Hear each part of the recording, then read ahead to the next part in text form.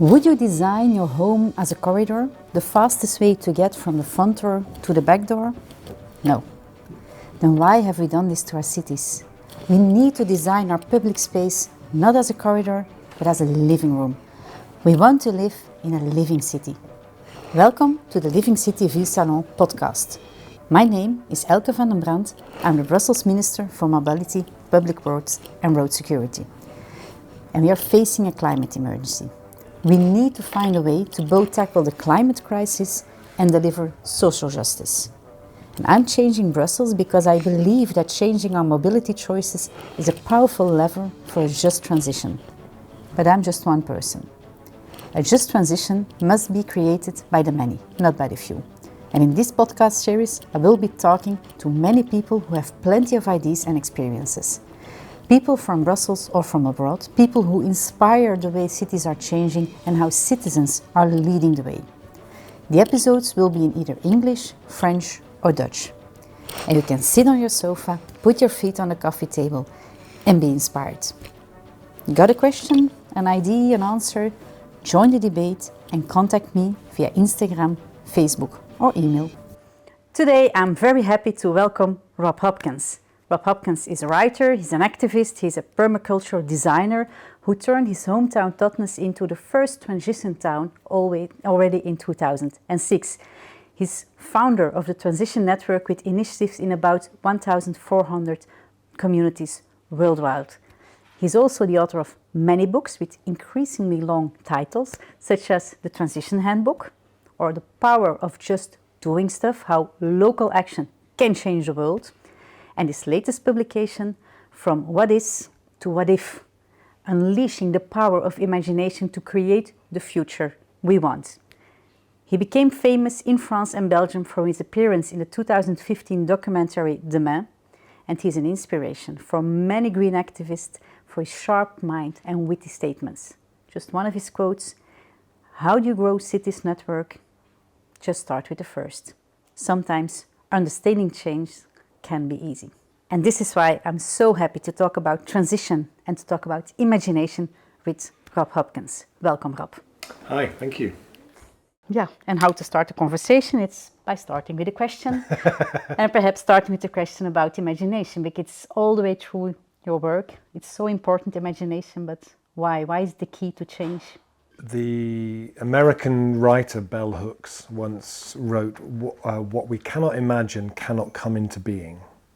So everything in our lives, everything in our homes, the way our cities are laid out, all exist because somebody imagined them like that, and then it became a reality. The imagination came first.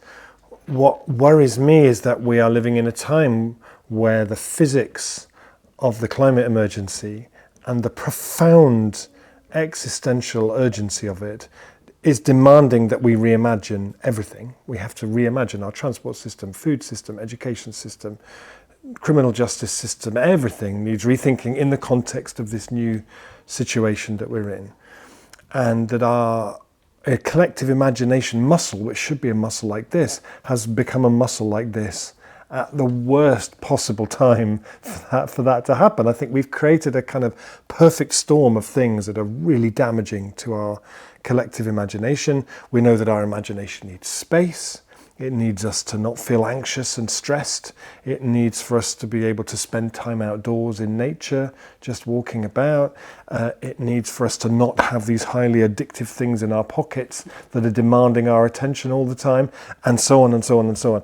And all of these things have come together, I think, to create a real danger that our imaginations are shrinking. We know that when people are anxious or in stress or in trauma, that the part of their brain, the imagination, comes from shrinks, which I think is because we have lots of cortisol in our system. I think in many places in Europe now we have perfected the building of a kind of cortisol economy where so many people are precarious and anxious, and that's really, really damaging. The thing that I learned that I thought was fascinating about the imagination is that when we are being imaginative, when scientists measure people's brains when they're being imaginative, there are networks that fire. So when you ask people to imagine the future and when you ask people to remember the past, it's pretty much the same networks. There's a big overlap between the two things, because when we're trying to imagine the future, what we're doing is we're kind of going to the bookshelves of our memory and going, what happens if I put this together with this? And it's that sort of combining of things that is what the imagination piece is. So when we are trying to imagine the future, if we just watch Fox News all the time, and then we're trying to imagine a low carbon future, it's really tough because we've got nothing in our cupboards to work from. We've got no material to try and construct that with, which is why when people say, how can I become more imaginative? I always say, well, the first thing is you have to fill your bookshelf with stories of change happening all over the world, because there is so many amazing things happening everywhere. So for me, imagination is like the superpower that we need going into the climate emergency, and we need to name it and we need to create the conditions for it to flourish. Well, let's start then by putting something on the shelf of all the people watching us, I hope they're numerous, and give them something to imagine. And I'm going to ask you the question. If you dream of a city, Brussels is a city, and so we're dreaming of cities in transition. What you dream of? What is a city you want to sell as a dream for 2030? What city do we live in, and what would it be to be there, part of that city? I think, one of the things when we put that in the context, if Belgium were to meet its commitments in the Paris Agreement, which already is nowhere near ambitious enough. We have to do that. Okay, so when you meet the conditions of the Paris Agreement, which are already not ambitious enough though, because they bring, they offer a 50% chance of staying below 1.5 degrees, which aren't great odds really, but they're better. It's good. So let's say we do that. That means we need to cut the emissions of this city by 48% by 2030. So my sense is that the Brussels of 2030 that has done that will be cleaner, will be quieter, you'll be able to hear the bird song much louder, the air will smell really delicious. You will see in people's faces, in 2023, you saw in many people's faces a kind of a despair, like a lack of belief that there was, hope was quite a rare thing. I think by 2030 there's a kind of a fragile but a very real sense of, I think we might just do this. And this is really exciting. I feel this is an exhilarating time to be in history, because we can see things changing. We can see that now in 2030, the biggest generator of new jobs in Brussels is the transition. There's so much we have to do. We have to insulate all the houses, turn every house into a power station. We have to be taking a lot of the concrete and tarmac out of our cities, because we saw in those hot summers of 2022 and 2023 that when you get above 35, 36 degrees in the city, concrete and tarmac kill people. They're really dangerous things to have too much of that. I think we will see a city that has the kind of cycling infrastructure that you see in Rotterdam now, or you see in Utrecht, for example, where in the center they've repurposed lots of former underground car parks into these incredible, well-lit, safe underground bicycle spaces. There'll be much more, cities will be much greener. So inspired by what they're doing in Barcelona now, with a big program of turning streets into forests and creating these super blocks where they close the cars out and fill them with trees, so you have cool spaces. I think we see a lot more of that happening in Brussels too. I think one of the things that happened as well was that Brussels took a lot of inspiration from the work that was happening with the Ceinture Alimentaire in Liège, and that you also saw in places like Montsartou in France, of building a food belt around the city, and the municipality using its procurement powers to really shift to a very different kind of a food economy. So now when you walk around in Brussels, you can take guided walks to visit all the rooftop salad growing places, all the underground mushroom farm places. Now in the kind of hierarchy of cool in Brussels, the coolest thing is maybe to be a rapper, to be a DJ. The second biggest is to be a rooftop salad farmer. And the third coolest is to be an underground mushroom grower. Yeah. Why is food so important? Because you talk a lot about food, and we had a big debate about food in the city, and it's not being taken seriously that Brussels can or should produce its own food, and it's something that in your work is really important. Yeah, I mean, I feel like, you know, if the war in Ukraine has taught us anything, it should be that the degree to which we are dependent on imports of things that are vital needs represents a real vulnerability. And you know, no one is suggesting that Brussels will be able to be self-sufficient in food. That's never going to happen. But my sense is that the more that you can add in food production back into a city, there's all kinds of benefits to it beyond food security benefits. There's a kind of an empowerment element of it. People learn new skills. There's the biodiversity element of it. There's a community cohesion part of it. There's, you know, and also it's like, well, what do you grow in cities? It doesn't make sense to grow potatoes in Brussels, but it does make sense to grow salads and things that are lightweight and don't travel very well, and to grow those in cities. You know, so I think every school should be surrounded by food gardens. Every university should be surrounded by food gardens. It should just become there are municipalities who have created now rules to say anytime we plant things, we will just plant edible plants. So you start to put in, it doesn't have to be vegetables. If you're going to plant a tree, plant a productive one. I never understood why people plant ornamental cherries when you could plant a cherry that might actually give you cherries. It seems completely mad. So I think it's more that you're building a kind of edible infrastructure back into a city, but then it's a kind of a resilience strategy. You know, I love looking back at the photos from the Second World War in the UK when they had this Dig for Victory programme, and you saw people growing food all around the Tower of London, and all the places were used for growing food. I mean, we may well end up, not because of war, but because of change happening, that we need to be bringing that back. The problem at the moment is, in the 1940s, people knew how to do it. Now hardly anybody knows how to do it. So by bringing it back into the fabric and teaching people how to do it, it gives us more resilience and preparedness in terms of future shocks, I think. And this resilience is important to tackle the climate change before us. Yeah, because I do work sometimes where I work with municipalities or I work with companies, and they're always very keen to tell me, well, this is our sustainable development strategy. And I always say, well, I'm not really interested. Sustainable development, actually, for me, a climate emergency strategy is much more important. I did some work with Patagonia. Patagonia are fantastic, and they're one of the world's most sustainable companies. But there's a big difference between saying we're a really sustainable company and we're going to act as if it's a climate emergency.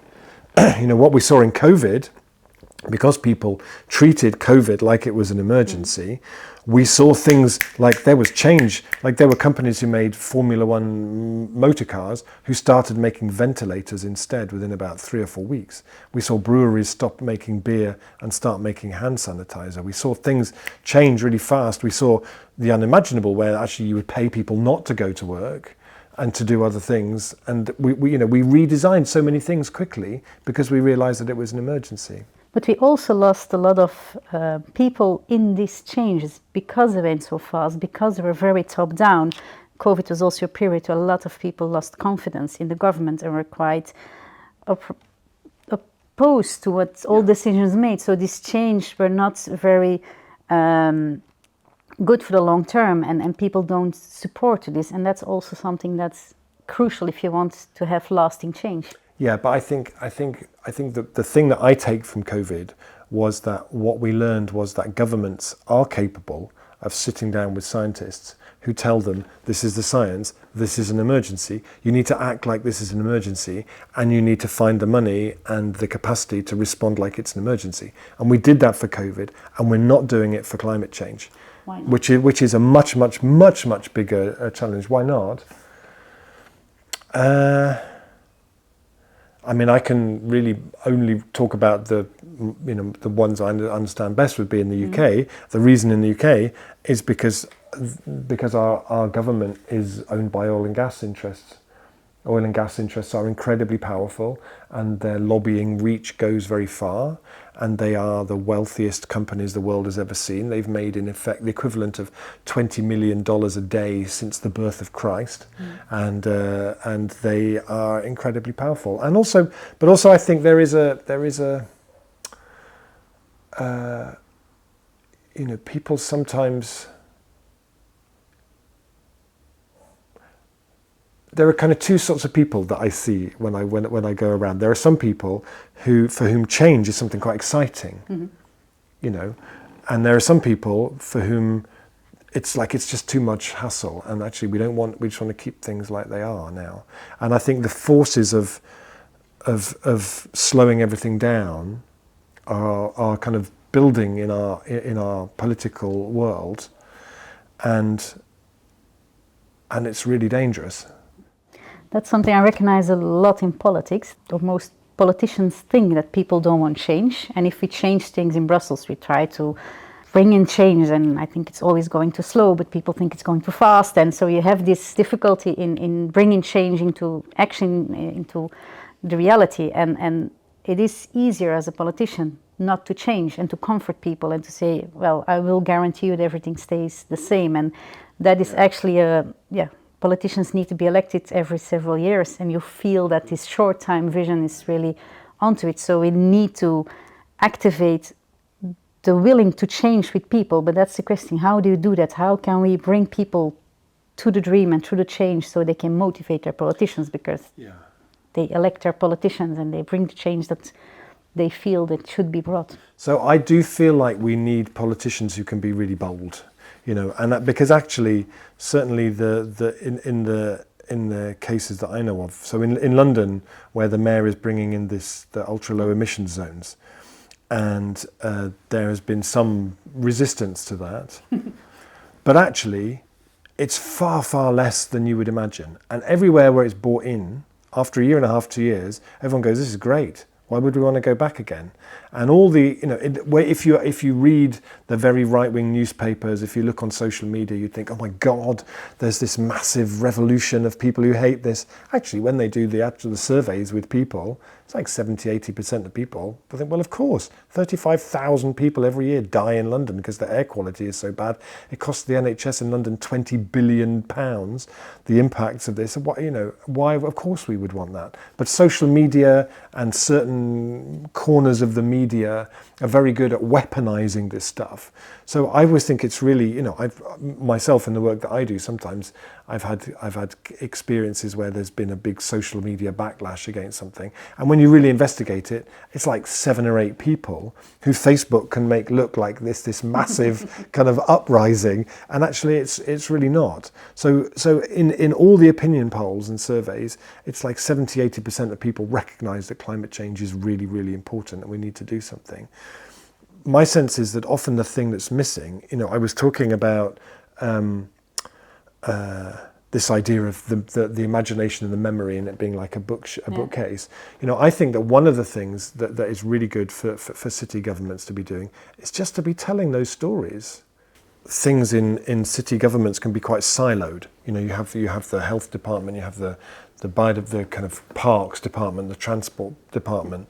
But actually, if we take back some street space to create green space, actually, that's not just a parks issue. That's a public health strategy. That's going to improve mental health, public health. If there's a way of, I mentioned before that in the Netherlands, the way they think about it, that for every €1 million they spend on cycling infrastructure, they're going to save 38 million off the health bill. Maybe it's more like building the public health, mental health case for that in a way that's like, well, why would you not do that? So it's not an expense, it's an investment in the health and well-being of the place.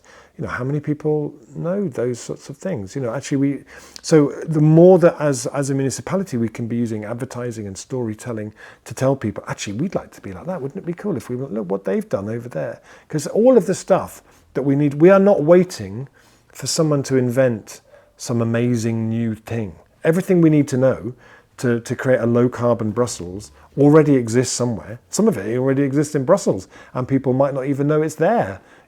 So there's a big piece for me which is about celebrating the stories of what's already happening, and taking advertising space and telling the stories and the people who benefited from it. I think is one really important part of it. And do you see, because there's also a contra story being told, and I think you're absolutely right. We need to tell the story. We need to sell the dream. We need to show what's possible, also by bringing small projects into neighborhoods so people can reimagine their own neighborhood. But there's also a big counter. Like I said, in the UK, it's the petrol lobby, but you always have contra forces who are bringing another story, and it's not always easy to have your story as to be there and to get a majority of the people. Do you have good examples of how to where people really got grasped by this storytelling?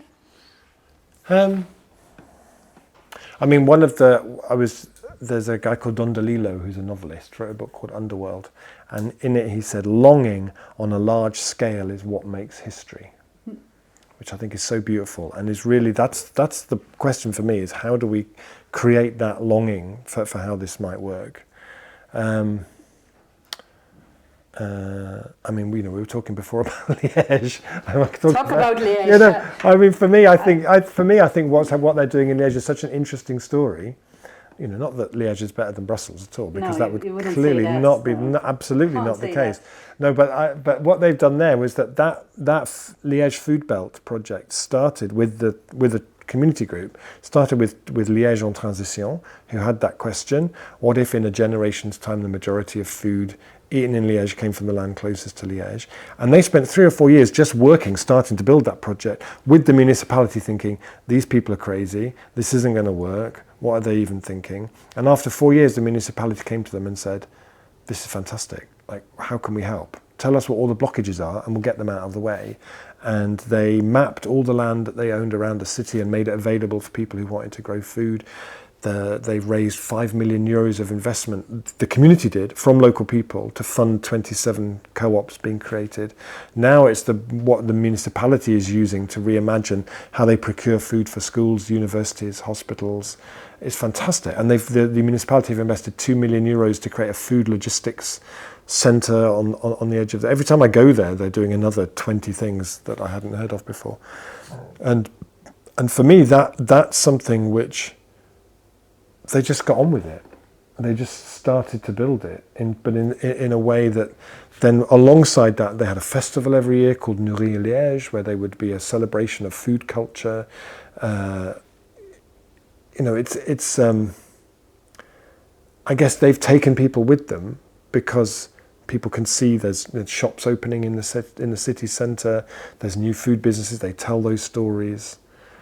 Yeah. So I guess as well, maybe like in Barcelona, where they're creating these super blocks and closing the streets. Of course, there are going to be some people who don't like that. No, and if now a new majority wants to stop the new super blocks, and even some people saying, let's rearrange them like before. Till a few years ago, I had the impression that once you get through the change, then you've conquered it and it's okay, because people see how much is better. We have this pedestrian zone in Brussels. In the beginning, it was like the world would explode, and now we have a pedestrian zone instead of a 2x2 car lane. Almost nobody wants to go back. And for a long time, that was reality. But I see with more and more of my colleagues in other cities that things are being turned back, and that there is a contra movement, like in Barcelona, saying we need to get rid of the super blocks, and the new coalition will not build new ones, but that's better than turning back. In Berlin, they need to take away bus lanes. In all kinds of cities, we see this movement to go back, and that's a bit scary, I think, and that's difficult, because that takes away the idea, let's show the better future, and then we've got the support that it's not always true. But maybe that's also where national government needs to play a much bigger role. If cities are having to be the pioneers, and national government isn't showing that kind of leadership, then that's not great. Yeah. So I don't know. You work in government and I don't, Well, so I'm asking you. But my sense is that we don't really have a choice. We have to be building this stuff and putting it in place. And that's also something that we have to do it. I'm totally convinced, and we kind of know what we have to do. It's we need more imagination, we need to sell the dream, but we also know what we can do now. We know how to offer alternatives for car use, we know how to decarbonize our city, we know we need to take away the concrete and put trees in it. So there's many things that we know we can do, and we need to do them all quickly because there's not many time. But at the same time, you need to make sure that you've got the people with you, and that you need to make sure that people feel this change as something positive for them, and there's a different speed in both movements, and that's something that I'm struggling with sometimes, and how fast we go with the change, and how much time and energy do we put in making sure that people are joining this movement and carrying this movement, because if it's top down, then it won't work. I mean, I guess there's cities that are doing the participatory budgeting work, and cities that are one of the projects that I'm involved with in my town is really I've been involved in it for years, and it's the most ambitious thing I've been involved with, which is where the community is trying to become a developer. So there's an 3-hectare old milk factory site in the centre of the town that we want the community to develop in a way that meets the community's needs, and which is in community ownership, and we're very nearly there. And but at every step of the way, we've been having to do it with very little support from our local government. It's been a community initiative. They've been thinking, like, they're mad. Communities don't become developers. What are you doing? And I was hearing recently about in the middle of England, near Cambridge, there's a municipality there who actively promote this. They really want their community to do this. So they have changed the legislation. They've created a kind of an enabling structure that says, if you are a community and you want to do this kind of thing, we have a dedicated officer to support you with doing this. And actually, the process of doing this is broken down into 4 or 5 different stages. First stage is you need to do a consultation. We had to fundraise to do our consultation. In East Cambridgeshire, you can get a grant to do your consultation. And if you do that really well, and then they're happy with it, then you can draw down the money to hire designers to create a master plan for your project, and so on and so on. So we can, if we create a support structure for people at the local scale who say they want to do things, and we proactively get behind them, if we can join that up with something like in Bologna, in Italy, where they have a civic imagination office. The municipality created this thing called a civic imagination office, which has 6 kind of laboratories around the city, and they run these big visioning processes, really well facilitated with lots of people. The really smart bit is that at the end, when people have come up with ideas, the municipalities sit with them and say, that's a good idea, let's make that happen. We can offer this and this and this. You can do that? Good, let's make a pact. And they've made like 500 pacts in Bologna. So there is that thing, I think, about creating a support structure where you invite people to be imaginative, and then you meet them in the middle. So then they can say, well, we imagined that and it happened. What else could we do? And then you start to get things moving in that direction. I think so many people's experience is that they so rarely get consulted, and when they do, it's a token gesture. It doesn't really mean anything. So we need to give people that experience of having stuff there to support them to make things happen, I think. Commons will change the future. Yeah, exactly. Okay. One more question in this line. It's so we need to give this ownership to people, make them feel like it's their future. And I'm convinced that if you do it in public space, if you give ownership to people, that they know this is their public space, that they will reorganize it, that they will make it better, they will have more trees in it. I'm absolutely convinced people like to have trees in their street, and if every street fights for their own trees, we'll get a green city. Yeah. But I do encounter that in Brussels we had this huge debate also on how to participate, how to include people, and it's not easy to take people to the future and to take them to imagine their city different than it is today. And if you can't have a whole neighborhood in this dream, in this future, then you're creating a kind of fear, like you said in the beginning, because it changed and we don't know what for, and it's okay, don't change. And so we actually had this, if you don't invest enough in that, you kind of lose a neighborhood, and it's very difficult to have people bringing to that place. And that's one of my questions, that if you have good examples of how to create this imagination, how to create this dream with a neighborhood, because it's good if they have dreams, but we also want to open this space to make sure that people have time for imagination. You said before, if you're struggling to survive, if you're struggling to have basic income in your daily basis, how can we ask people to start, oh, let's reimagine my neighborhood? You need time, space, and the conditions to get in this process. And that'd be interesting to see if there's cities who have done that in a good way. Yeah, so there's a friend of mine called Phoebe Tickell who has designed something that she calls Imagination Activist Training. And she's running it, with Camden Council in London. Camden's the part of London Amy Winehouse came from, and she's running it with a lot of the senior people in that organisation, and then it'll be running again. So the idea is that most people who work in Camden Council will have done this Imagination Activist Training. So the idea is that they become the people within that organisation who feel really happy saying what if and coming up with ideas that maybe people think are a bit ridiculous, and if someone says what a ridiculous idea, they say, oh, thank you very much, rather than going, oh, sorry, I'll go away and come back with a more sensible one, because that's the kind of culture that we need to build, I think. And we need to be looking at having something similar, I think, that works at a community scale. And one of the things that I've seen work really well, I get a lot of inspiration from a woman called Rashida Phillips, who lives in North Pittsburgh in the US. Poor neighborhoods, a lot of gentrification, people being moved out of their apartments. And by day, she's a lawyer advising people on their rights in terms of housing. And at night, she runs this extraordinary thing called Black Quantum Futurism, which is all about using time travel as a tool for political empowerment and radical change. And she takes old like empty shop units and turns them into what she calls community futures labs, where people are invited to just come in, and then there's nothing for sale, but it's like a space that's really well facilitated for people to bring their ideas and to share what they're talking about. There's a version that friends of mine do in the UK where they're called encounters shops. So you take over a shop, and it's laid out in a particular way, really good facilitators, and you invite people to come in and what do you love about this place? What are your fears about this place? What do you dream of for the future?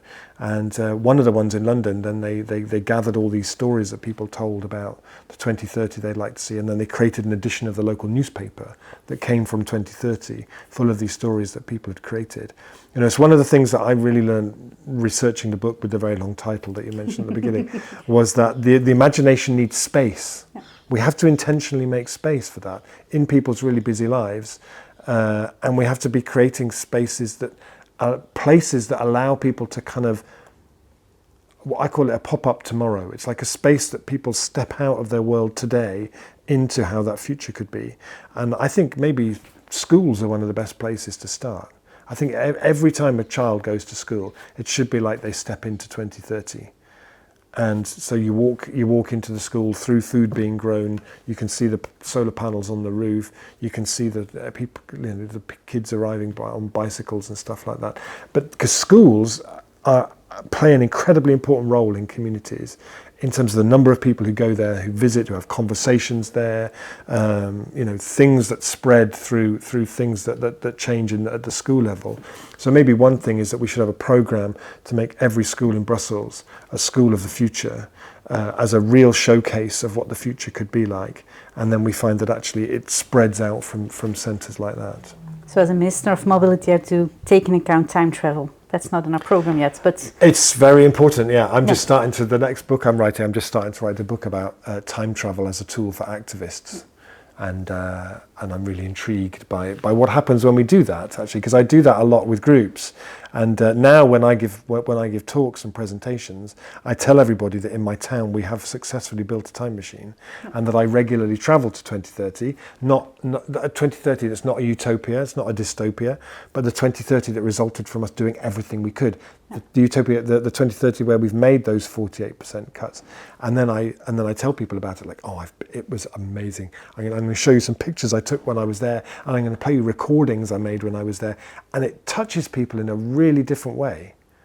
We have these politicians, she's from Liège, so you will like her, Caroline Saal, and she always says this, and she starts a presentation, she says, I'm from the future, and we've won, and it brings empowerment. Okay, it's possible. And if you look now, because you started in your hometown at 2006, so Greta Thunberg was a toddler by that time.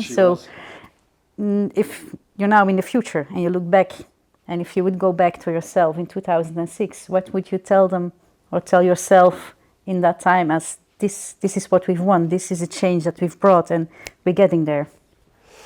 I think if I met the version of me from 2006, we were really just trying to design something that might have some kind of impact in our town. We had no idea at all, or no conception that we were designing something that would mean that I would be sitting here speaking with you, or that there would be transition groups in Australia and in favelas in Sao Paulo and in towns in Japan. And absolutely, we didn't think that even for a second. The moment that I first thought, oh, this is interesting, was when we'd only been going for about 4 months, and somebody showed me a video on YouTube, which was quite a new thing then, from someone in New Zealand giving a talk in the hall in her village to everybody about why they should become a transition town. It's like I'd never spoken to her. There was no book available. She must have just found little bits online and put it together. I thought, this is really, really intriguing. I think I would say to the me from 2006 that this is a good thing. Trust it and go with it, and trust that people. You don't have to be a control freak with it. You don't have to hold on to this thing like some sort of franchise or some kind of patent or something. Actually, the power of this comes from just letting it go, and designing some principles and some values, but trusting that people will do amazing things with it. And certainly I would say that the Totnes of 2023 isn't everything that we dreamt that it would be, but there are some things that are really doing really, really well. And also I would tell myself some things take longer. Some things you can make happen really quickly. Some things will take you a lot of time. And that one of the things that you're really going to need if this is going to be successful is tenacity and determination and stubbornness. You just need to keep showing up and keep doing things. And I guess the other thing I would say is that one of the things that will make a real difference with this is that this needs to create jobs for people. So if your mindset is always, we need to do all of this with volunteers, then you're going to end up with a middle-class white movement. If you're able to create jobs and work for people, then that's going to get really interesting. So start thinking more like an entrepreneur. I wish we had done that a bit earlier, closer to 2006. It took us a few years to figure that out. And are you positive about entrepreneurship today? Do you see enough change in the economy being realized to make this transition? I think that there are some areas where that is moving very quickly. Yeah. So when we started transition, we couldn't have even dreamt of how cheap solar energy would be to install by 2023. It's like 9 times cheaper than gas or something. It's really getting cheaper all the time, and wind as well. I think when we started this in 2006, we could never have dreamt that you'd get to a place where regularly in surveys 70-80% of people think climate change is really important. I imagine then it was about 40% really. So the awareness has grown considerably. But also, we have to be really realistic and say that in those years since 2006, humanity has produced 30% of all the CO2 it's ever produced in that year. And in 2020, the G20 nations alone gave $1.4 trillion of subsidies to oil and gas industry. So, in terms of, if this was a football match, we would probably say, well, it's half time and we're losing 3-0. Yeah. But make it 4-1 then. Make it 4-1. But I have seen. I support Manchester United. You can. It's not good, but anyway. I saw them once. They were losing 3-0 at half time, and they came out. They won 5-3. And I don't know what the manager said at half time. I imagine it had lots of swearing in it. But I know that what he didn't say was, "Well, it's too late. There's not much point." We have to keep doing absolutely everything that we can, and in the belief that that's what turns the momentum. Yeah. If you would now go back into the past and we look now today to the past, if we look at people saying, I'm inspired, I want to do things, and you come from the future, you came from 32 because you can time travel. I can. In fact, where's my bag? Did you pass me my bag? I can pass you a bag. Yeah, I actually bought along, because it's quite heavy. No, I actually bought along, because it's quite a nice visual thing for a visual podcast. I actually bought along hang on a second, my little bit of editing here. I actually bought along my time machine. This is our portable time machine. You can get in there. Yeah, let's see. This is what we use because after the big time machine is very difficult to move around. After Brexit, getting an export license for a time machine was very difficult. So we made this little one that can turn any space into a time machine. So I just thought I'd bring that along to show you this is some serious quantum transition technology. This. I'm impressed. Yeah, well, thank you. It's coming from the future. What would you say to people listening to us as a good advice? People who now say, okay, we're half time, we want to win this game. I want to get there. What's my role in the game? I would say that there were many different routes that got us there. There wasn't one single thing.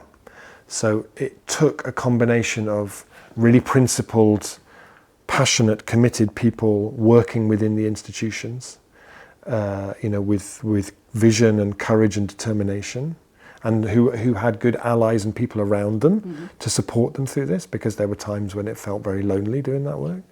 I think there was also community groups who came together and were well resourced and were able to support each other and to think more entrepreneurially, and who started building things that then the municipalities came in to help. There were some businesses who decided that they needed to be on the right side of history, and they needed to create that space within themselves to really reimagine who they were. The early models were people like Patagonia, who said all of our profits we will dedicate to fighting climate change. There were many, many more companies who realised that was what they had to do and came on in support of it.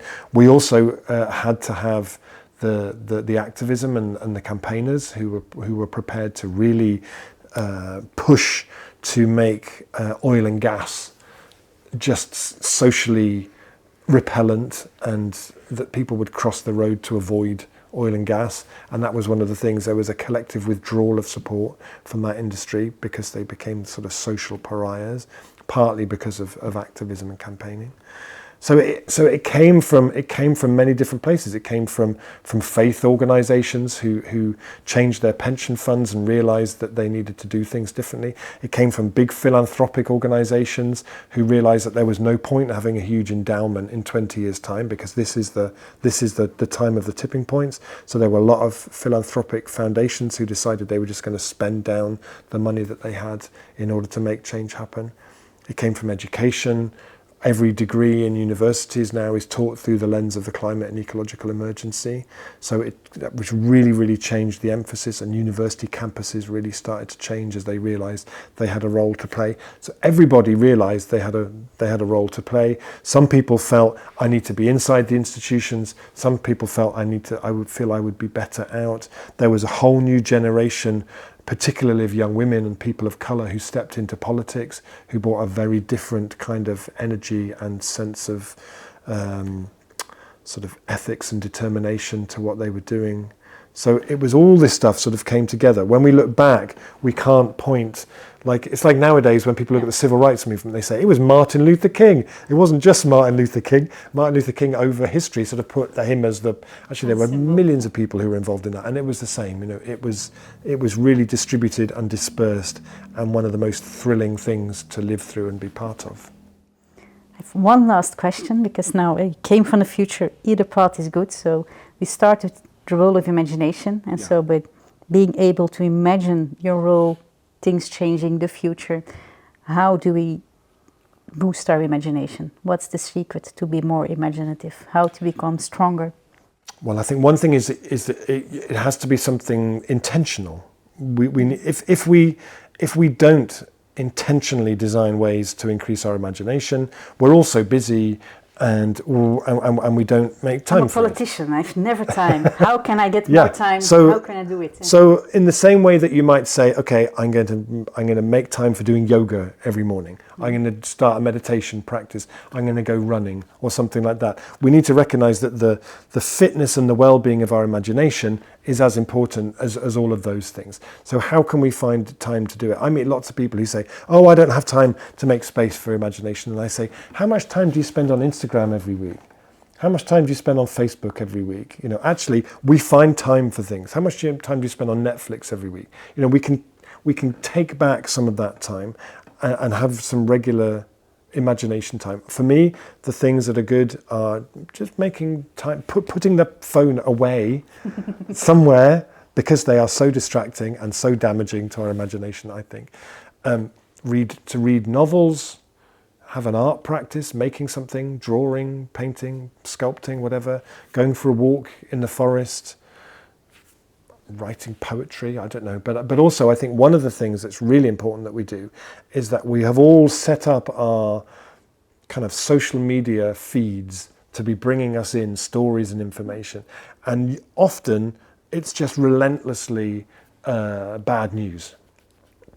And I think it's really important that we find sources of good news stories so that we can be filling our bookcase up with those stories, which helps us to be much more imaginative in terms of imagining the future. So whether it's finding videos online of good projects that people are doing, there are magazines that share those stories, there are social media accounts that are just sharing stories of change. You know, everywhere in the world, there's loads of amazing things happening that nobody knows about. Here in Brussels, there's so many amazing things already happening that loads of people never even hear about. So change our what's coming into our lives. There's a magazine called Positive News in the UK, which is just full of amazing stories of things that are happening all over the world. That's one of the things that sort of keeps me going. Is I have this sort of luxury of traveling around in Europe and visiting all these places. So when people say, but Rob, what's the future going to be like? I can say, well, it'll be like that really cool urban agriculture project in Marseille and that project we went to visit just outside Amsterdam, you know, because I go and see those things. So to create a space for that stuff to come in to our lives, but we have to intentionally take a bit of time to allow that to happen. And this is exactly the same within our organizations. You know, our organizations will just keep working in a particular way unless we stop and create the space for something like an imagination activist training. So it's all about space, really. So perhaps make a podcast with positive stories of people changing cities could be an idea. And putting away my iPhone, I think it could be an idea, yeah. Yeah, I'll do that. Thank you very much for being our host pleasure. in this show. It was incredibly inspiring, positive news. So I have some more elements on my bookshelf and I will make time for imagination. Thank you very much. Thank you so much.